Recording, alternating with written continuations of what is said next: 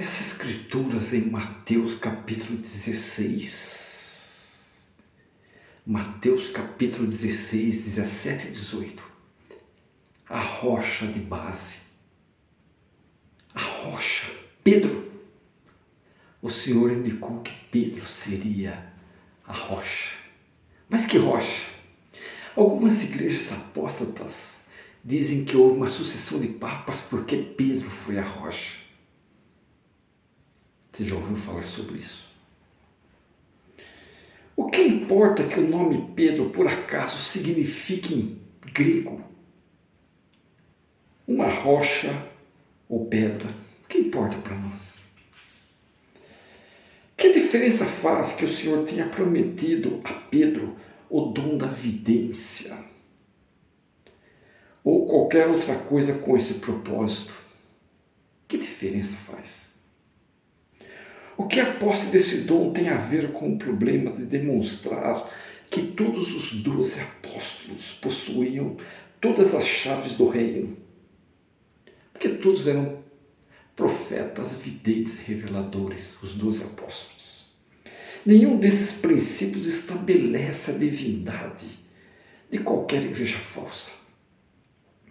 Mas suponhamos que fosse verdade que todos os insustentáveis pontos de vistas apóstatas ou espúrios fossem corretos e que o Senhor tivesse estabelecido o seu reino tendo Pedro como uma rocha de base.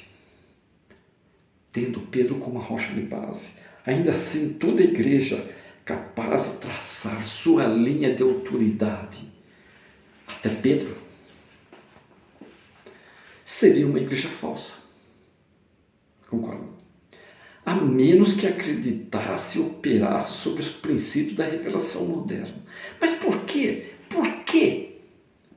Porque as condições do mundo atual são tão diferentes que uma igreja que não recebe revelação diariamente não pode executar as modificações necessárias para fazer frente a essas novas condições. As condições atuais são diferentes das condições do meridiano dos tempos, quando Cristo estabeleceu sua igreja.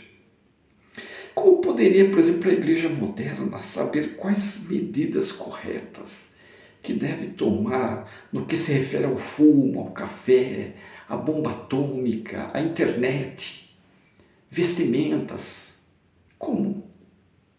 E milhares de outras coisas, estamos citando algumas só, que não eram conhecidas dos homens da época de Pedro. É óbvio, portanto, que é somente através da revelação que o Senhor estabelece o seu trabalho entre os homens. Somente através da revelação que o Senhor estabelece o seu trabalho entre os homens. Se inscreve aqui no canal da Coligação, se inscreve. E aprenda um pouco mais. Leia lá, viu? Leia em Mateus.